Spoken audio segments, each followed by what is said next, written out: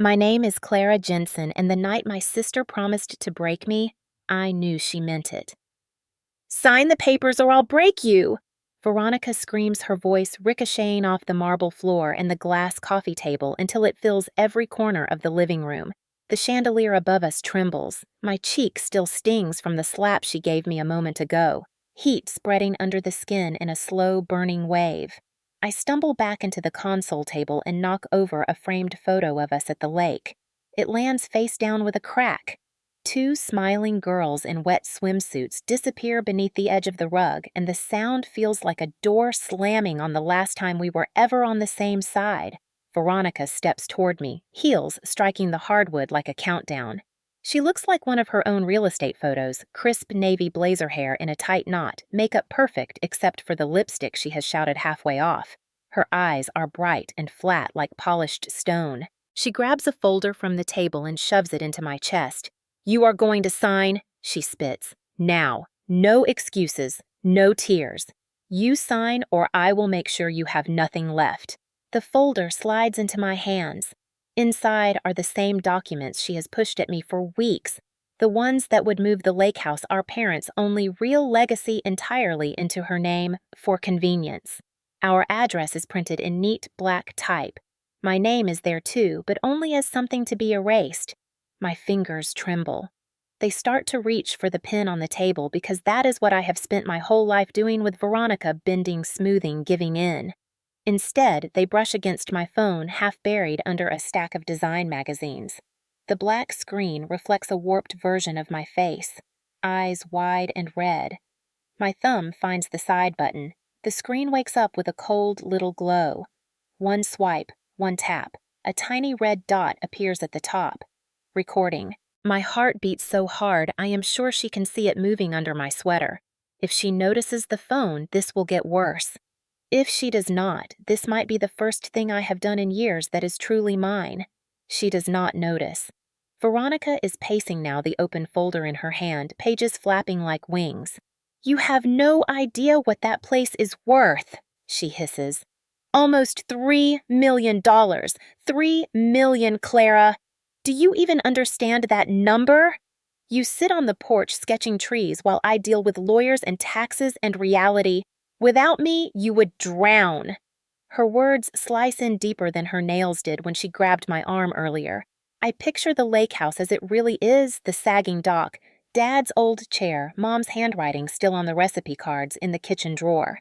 They did not leave it so one of us could cash it out. They left it because they believed we would take care of each other. The red light on my phone blinks steadily, catching every insult, every threat eating her sentences one by one. My mouth is dry, but I force the words out anyway. I am not signing, I say. My voice shakes, but it is still my voice. Veronica stops. The silence stretches between us, heavy and hot. Slowly, she turns back to me. The wild anger on her face narrows into something cold. She crosses the space in 3 quick steps and grabs my jaw, fingers digging into my skin until pain flashes behind my eyes. What did you just say? She whispers. Tears burn, but I hold her gaze and tighten my grip on the phone in my lap, feeling its small weight like a secret. Then you should be very careful about what you say next, I whisper. Because this time, I am not the only one who is going to remember it. 3 months before that night, the house still smelled like lavender and rain. Back then, Veronica would still smile when she came over, though her smile never reached her eyes. I told myself we were healing from the chaos of the past year, from Mom's funeral and the legal mess that followed. I wanted to believe the quiet meant peace, not preparation. I was wrong. Every morning I woke to her messages. You forgot the mortgage date, Clara. You shouldn't handle bills yourself. I'll take care of it. It started small, like kindness, disguised as control. I was 24, a design graduate working part-time at an art studio, and I still lived in the house Mom left us. The house sat near Forest Park in Portland, its walls lined with books and framed sketches. Mom used to say the house had a heartbeat. I could almost hear it then, steady and safe. But once Veronica began managing our affairs, that heartbeat grew faint. She came with folders, plans, phrases that sounded helpful but felt like chains. I'm better with numbers, she'd say, sliding bills across the table. You focus on your drawings." It sounded generous until my name quietly disappeared from the utility accounts. Greg, her husband, a lawyer with a smile that never changed, began joining her visits. He'd stand behind her like a shadow in a tailored suit, nodding whenever she spoke. Once, when I tried to question a document, Greg looked at me over his glasses and said, "Signatures make life simpler." The way he said simpler made my stomach twist. They both talked like adults humoring a child, and I let them because arguing with Veronica had always been like punching fog. She would twist every word until I doubted my own memory. "You're too emotional," she'd sigh. "You always overreact." Gaslighting isn't loud at first, it's quiet erosion. You start apologizing for things you didn't do, and one day you realize you've forgotten what confidence felt like. The house changed too. Veronica redecorated without asking neutral tones, cold lights, no trace of Mom's warmth. My art supplies disappeared into boxes marked storage. She said clients preferred minimalism. One afternoon, I found her in my studio flipping through my sketchbook. "These are nice," she said, her voice sweet, but her eyes calculating. "Do any of these have the lake house? I could use some visuals for the listing." "The listing?" I asked. She laughed lightly, tapping the page. "Just a thought. Imagine how much easier life would be if we sold it." The way she said we felt wrong. I laughed too, because denial is easier than confrontation. Later that night, I found a printed real estate brochure in the trash with our property's address typed neatly across the top. I didn't confront her. I told myself it was nothing. But something inside me began to tighten like a string ready to snap. A week later, a man called asking about the Jensen property for sale. My heart stopped. When I confronted Veronica, she smiled and said, "Relax. It's a clerical mistake. I'll handle it." Then she added, "See, this is why I need to manage things. You panic too easily." She patted my hand the way Mom used to, except there was no love in her touch. That night, I stood in the kitchen lights off, listening to the rain against the window. For the first time, I realized I wasn't afraid of losing the house. I was afraid of losing myself inside it. I wrote in my journal, "If she can rewrite our finances, she can rewrite the truth." Outside, the wind pressed against the glass like it wanted in. Inside, I whispered, "She's turning our mother's house into a trap." The words felt dramatic, but deep down, I knew they were true. It was only a matter of time before she stopped asking me to sign and started demanding it. Our parents used to say the lake house was the Jensen legacy, a promise carved in cedar and sunlight. It sat 2 hours from Portland, overlooking a still sheet of silver water that mirrored every storm. After Dad died, the property became a quiet shrine, half storage and half memory. It was worth around $2.8 million, but to me, it was the last place that felt like family. To Veronica, it was an asset waiting to be liquidated. She and Greg began circling the topic like vultures pretending to be caretakers. "You can't maintain it alone," she'd say, voice soft, persuasive. "You're drowning in taxes." Greg would nod from across the table, speaking with the slow confidence of someone used to winning arguments in court. "Legally shared ownership is messy, Clara. It's smarter to consolidate the title." I remember sitting there with my coffee going cold, hearing the word consolidate and understanding it meant erase. At first, I tried to reason. "Mom wanted us both to keep it," I said. Veronica smiled that brittle smile. "Mom also wanted you to be happy. You're not, are you?" She was always turning love into leverage. She began to visit more often, always unannounced, always with Greg. They'd walk through the house with clipboards whispering numbers comparing insurance rates. When I told her it made me uncomfortable, she rolled her eyes. "God, Clara, you act like we're stealing from you." Her tone was bored, but her gaze was sharp. One evening, I overheard them in the dining room. I was upstairs sketching when Greg said, "She'll sign eventually. People like her always do. Fear works faster than guilt." My pen froze. I stayed quiet, heart thudding so loud I thought they'd hear. Veronica's reply was a whisper, almost tender. "She trusts me. She always has." The next morning, she made pancakes like nothing had happened. That's how abuse hides under butter and syrup inside smiles that don't touch the eyes. Over the next few weeks, small things began to vanish my birth certificate. Mom's handwritten will the keys to the lake house. When I asked about them, Veronica shrugged. You probably misplaced them. You're not very organized. Her voice was calm, but there was something in it that made my stomach turn. She had learned exactly how to make me doubt myself. I started to write everything down, every visit, every missing document, every strange call from the bank. It was the only way to hold on to the truth. I didn't know it then, but those pages would save me. Meanwhile, Greg's presence grew bolder. He'd lecture me about adult responsibilities, implying that I wasn't fit to handle finances. You're an artist, he'd say with mock sympathy. You think in colors, not contracts.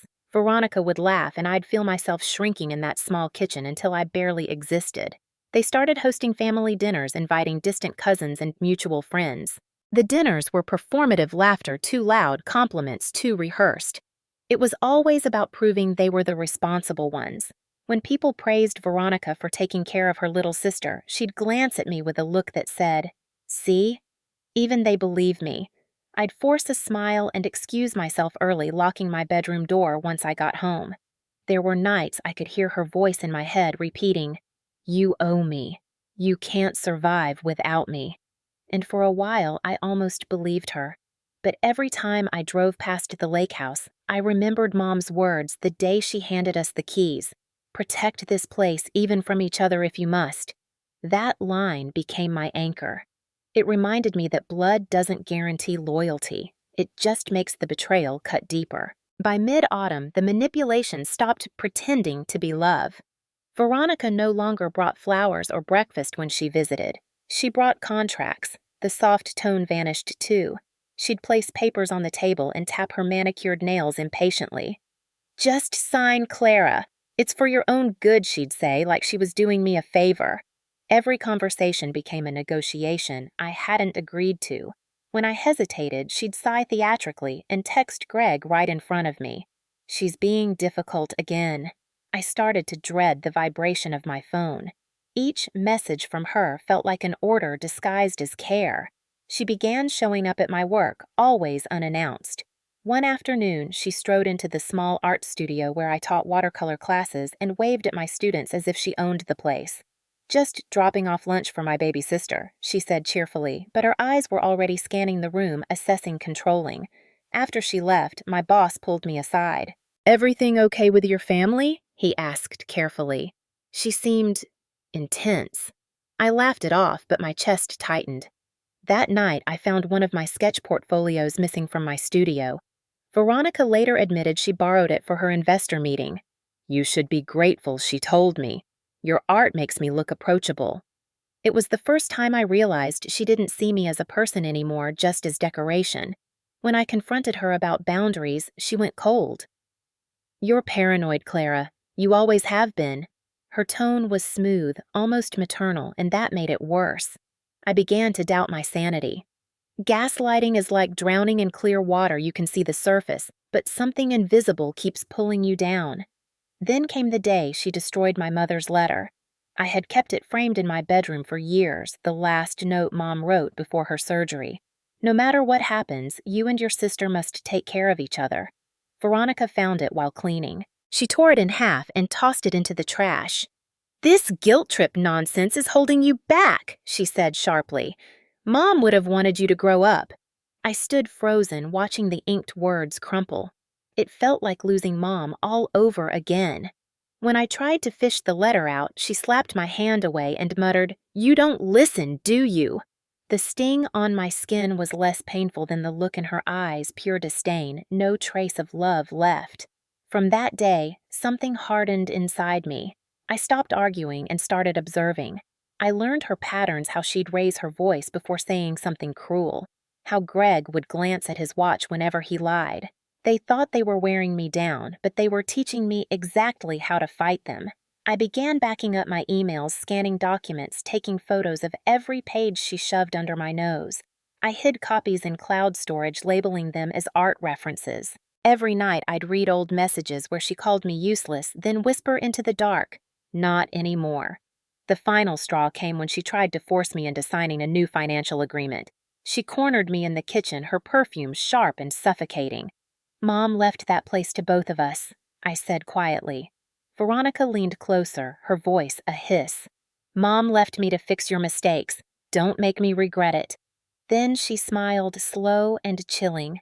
You know I always win.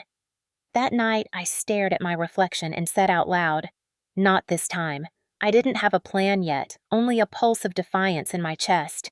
But it was enough. It was the first time in months that my voice didn't sound like fear. It happened on a Thursday night when the rain hit the windows hard enough to sound like fists. I had been painting in the living room trying to drown out the noise in my head when I heard the front door slam open. Clara Veronica's voice tore through the house like glass shattering. I froze, brush suspended mid-air, heart thudding. She stormed in soaked coat clinging to her shoulders, mascara streaked down her face, eyes wild. Behind her, Greg stood in the doorway holding an umbrella he didn't bother to close, letting water drip onto the hardwood. I could smell the wine before she even spoke. You think you're clever, don't you? She hissed. I talked to the bank today. You tried to move the funds without my signature. My throat went dry. They're my funds, Veronica. You've been using my account. Our account? She screamed, slamming her purse onto the table so hard it spilled open receipts, lipstick, crumpled checks. Then she reached into the bag and pulled out a document the same power of attorney she'd been pushing for months. You're going to sign this. Right now. Greg stepped closer, his face unreadable, voice low and measured. Let's not make this harder than it has to be. The tone wasn't calming, it was threatening. I tried to stand tall, but my knees trembled. No, I said. I'm not signing anything. She stared at me like I'd spoken another language. You don't get to say no, she snapped, and before I could react, her hand shot out. The slap cracked across my cheek, sharp and shocking. My vision blurred for a second. The sound echoed through the room louder than the thunder outside. Greg didn't move. He just watched. Veronica, stop! The words barely left my mouth before she shoved me backward. My shoulder hit the wall, pain blooming down my arm. The folder dropped to the floor. I could see her shaking furious drunk, but not out of control. No, she knew exactly what she was doing. Sign it, or I swear, Clara. I will make you regret it. I will ruin you. I'll tell everyone you're unstable. I'll make sure no one ever hires you again. Her voice cracked into a scream, veins standing out on her neck. Sign the papers, or I'll break you. That sentence didn't sound like my sister anymore. It sounded like something hollow wearing her voice. My body moved before my mind caught up. I ducked, grabbed my phone from the coffee table and stumbled back. My lip was bleeding. My pulse roared in my ears. I lifted the phone slightly, hiding it behind my sleeve. She thought I was trembling. I was, but for the first time, not from fear. Do it, Greg said quietly. Sign, and it's done. I looked up at them, the perfect couple, the predators in my own home, and something inside me clicked. Calm spread through me, cold and clear. You want a signature? I whispered. Fine, but I want witnesses. Veronica frowned. What are you? Say it again, I interrupted. Tell me to sign. Her eyes narrowed. You're pathetic. But she did it. She picked up the paper, slammed it on the table, and screamed again. Sign the papers or I'll break you. The phone in my sleeve was already recording the red dot, glowing like a heartbeat. Blood from my lip dripped onto the white paper, a red mark across the line meant for my name. I stared at it for a long second before whispering, You already did. She blinked confused, and in that silence, I realized she'd given me exactly what I needed. Proof. I ran upstairs and locked the door, heart-hammering fingers shaking as I backed up the recording to the cloud. My face in the mirror was swollen, eyes wild, but when I smiled, it wasn't fear anymore. It was the beginning of a plan. The morning after the storm, the house smelled like copper and rain. My cheek was swollen and the bruise at the base of my jaw pulsed with every heartbeat. When I touched it, a sharp sting reminded me that I wasn't imagining what had happened. The night before wasn't a nightmare, it was evidence. I opened my laptop with trembling hands and listened to the recording. Her voice filled the room again. Sign the papers or I'll break you. It still made my stomach clench, but this time I didn't cry. I listened twice, memorizing the sound of my sister's rage, until it lost its power to make me flinch. Then I saved the file in 3 different folders, renamed it sketch12.mp4, and uploaded copies to cloud storage. By the time I was done, the sun was rising, and I felt something I hadn't felt in months: control. For days, I said nothing. Veronica texted me apologies written like legal statements. You provoked me, I shouldn't have yelled. Let's just move forward. We're sisters, we fix things. I didn't reply. When she called, I let it ring until voicemail cut her off. I knew silence unnerved her more than shouting ever could. Meanwhile, I started planning. I went through every folder, every account, every receipt she'd ever touched. I kept a log with dates, transactions, and the fake names she'd used. And then, when I was ready, I made a call I'd been too afraid to make for years. Detective Lawson's voice was older, raspier than I remembered, but the same warmth sat beneath it. Clara Jensen, he said slowly, recognition dawning. I haven't heard that name in a while. You're Michael Jensen's girl, right? Yes, I said. My voice cracked. I need help.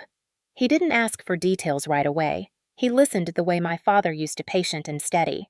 When I told him about the threats, the property, the slap, he said, record everything. Don't confront her yet. Let her believe you're still scared.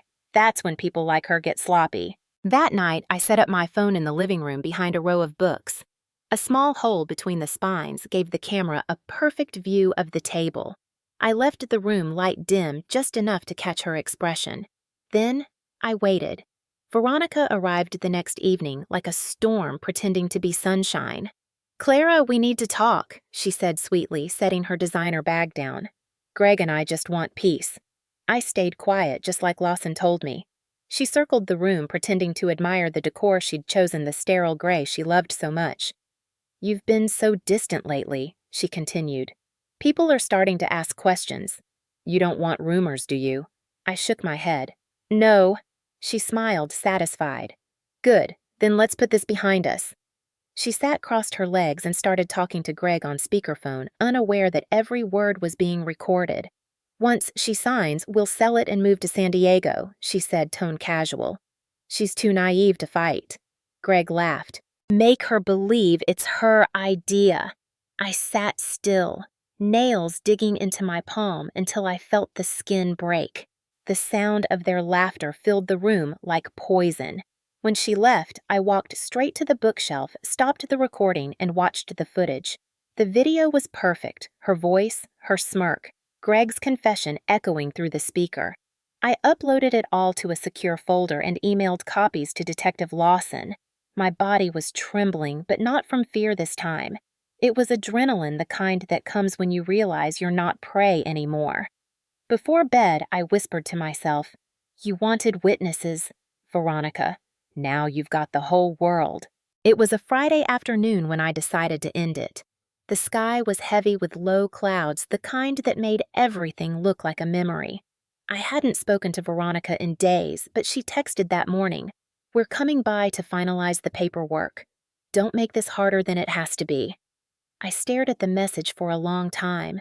There was no more fear left in me, only resolve. I called Detective Lawson and told him everything was ready. He said he'd be nearby if things escalated. I set my phone on the living room table camera on voice recorder running just like before. Every window was open enough for the neighbors to hear if someone screamed.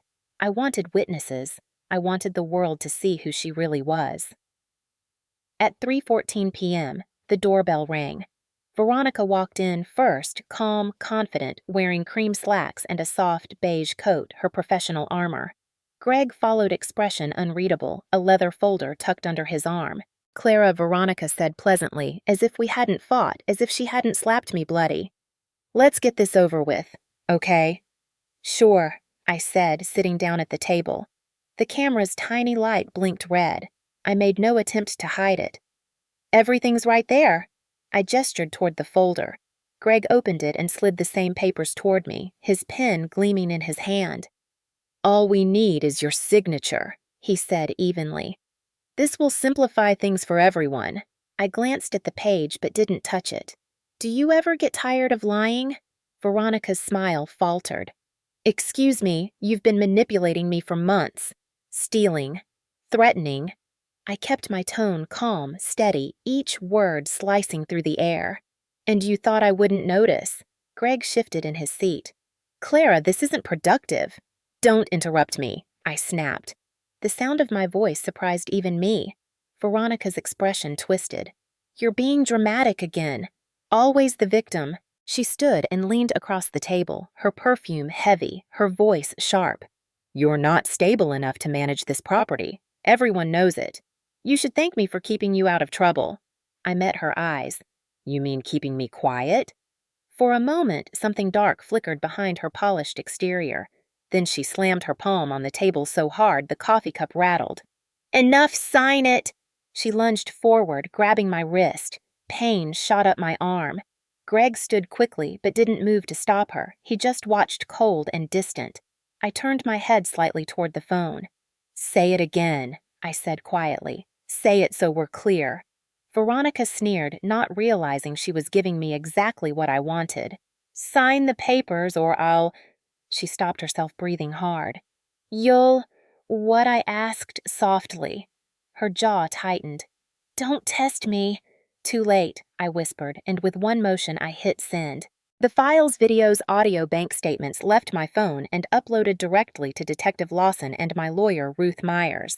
A small ping confirmed delivery. Veronica froze. What did you do? She whispered. You recorded me. Greg's face went pale, his control slipping. You have no idea what you've just done, Clara. I stood up slowly. Actually, I do. I just told the truth. For a second, no one moved. Then, as if on cue, sirens echoed faintly in the distance. Veronica's eyes widened. You called the cops, she demanded. I didn't answer. The sound grew louder.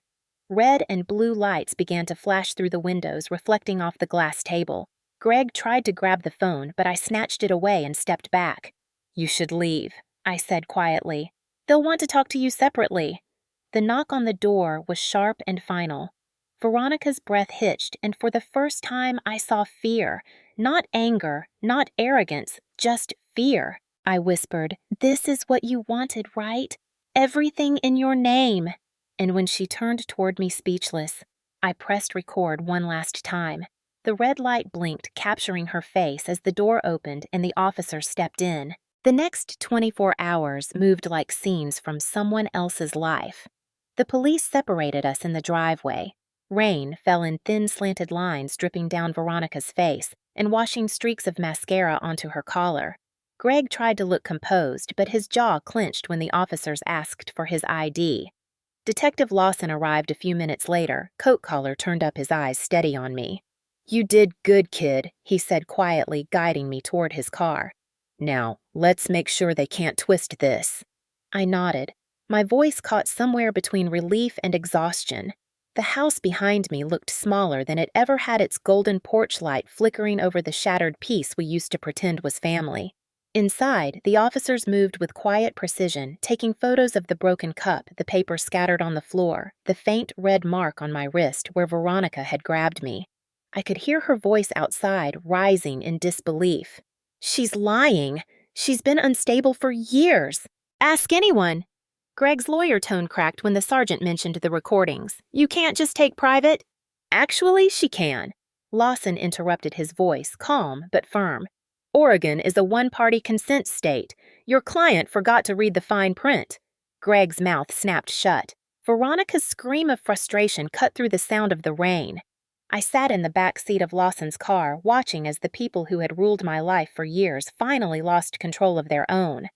When they put the cuffs on Greg, he didn't protest, just looked at Veronica with quiet blame. She turned away from him, trembling. For a moment, I almost felt sorry for her. Almost.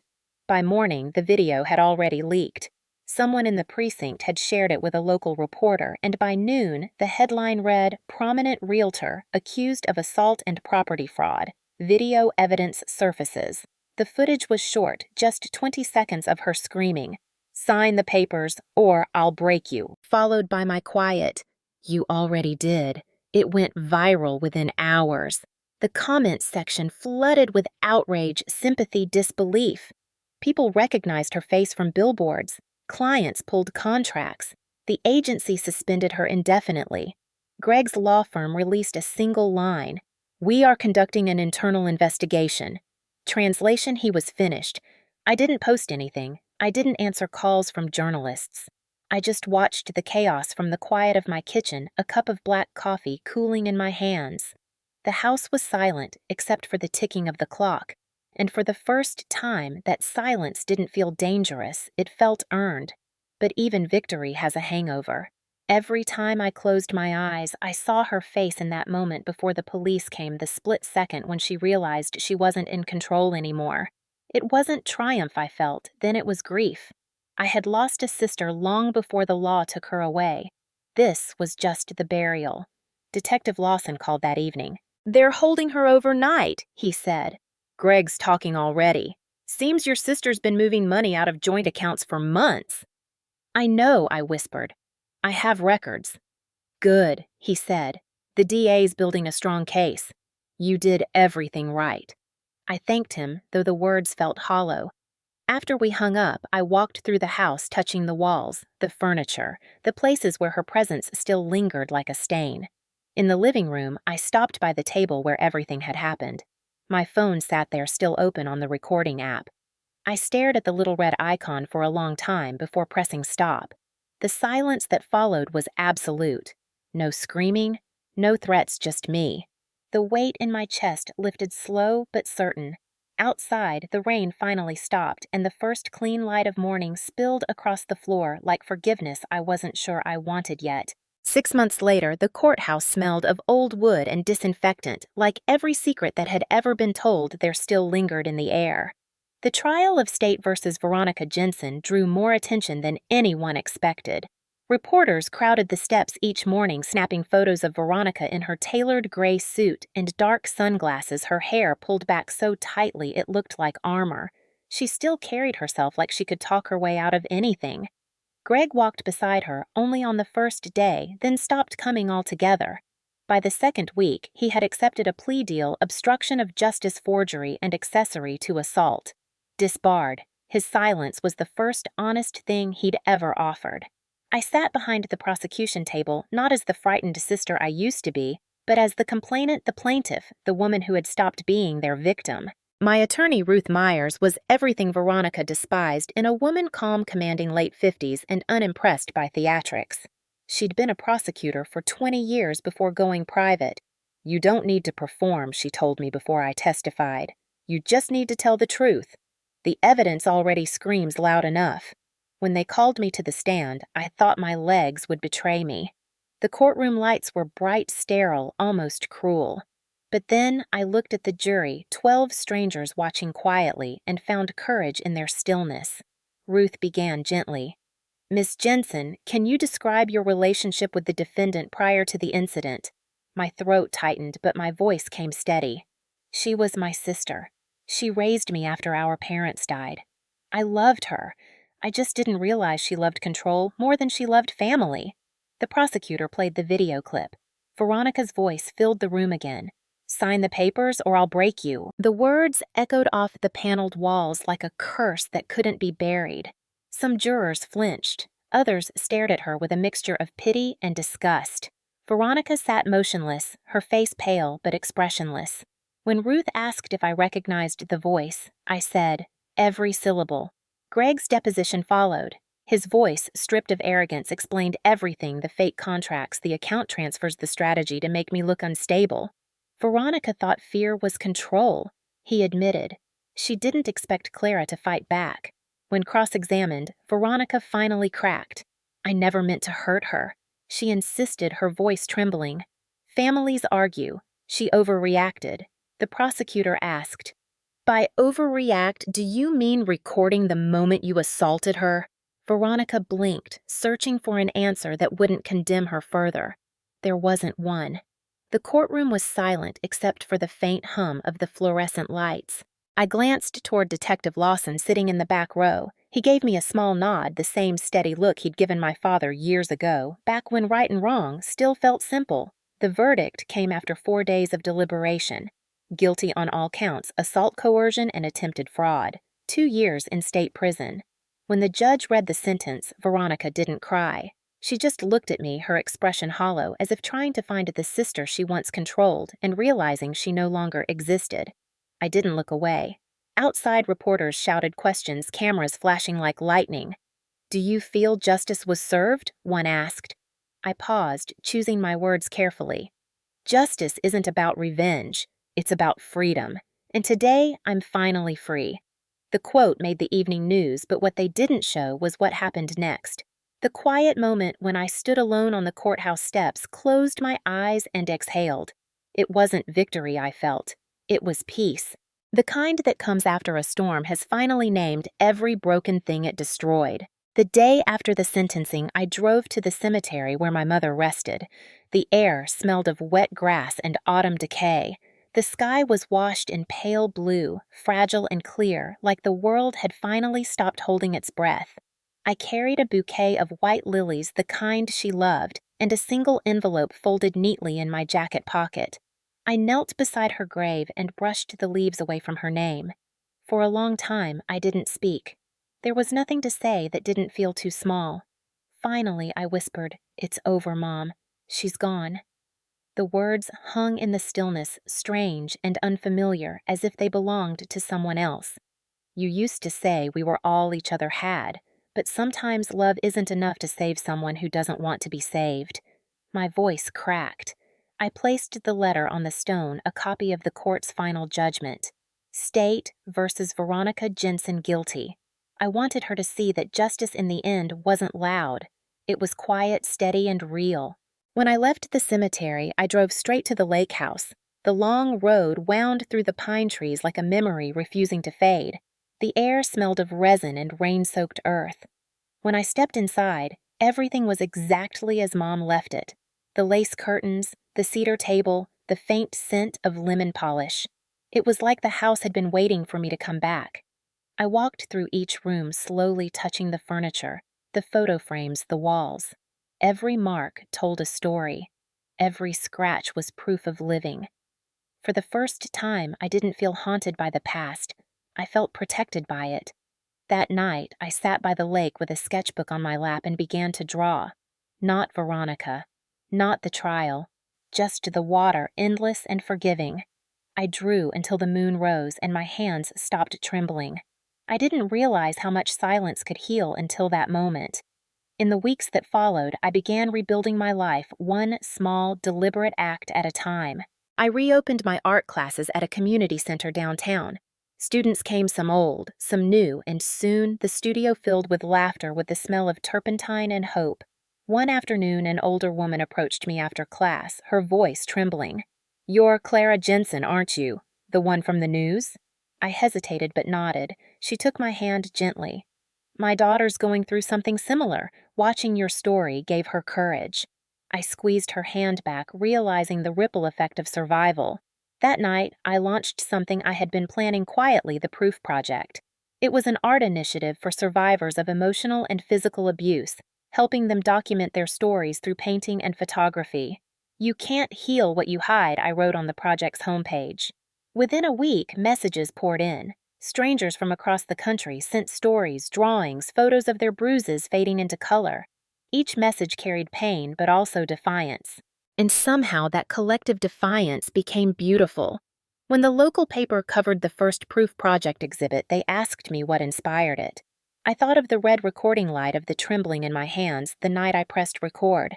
I said I didn't plan to become brave. I just refused to stay silent. The article went viral and the gallery filled with people, teachers, mothers, veterans, even teenagers. They stood before paintings that bled honesty, and for once, silence didn't mean weakness. It meant truth had finally been spoken. I walked home that night, exhausted but light, the kind of light that comes when you've stopped running from ghosts and started building something out of their ashes. Spring came early that year, painting the world in pale gold and lilac. 6 months had passed since the sentencing, and the sharp edges of my grief had softened into something steadier: acceptance, maybe even forgiveness.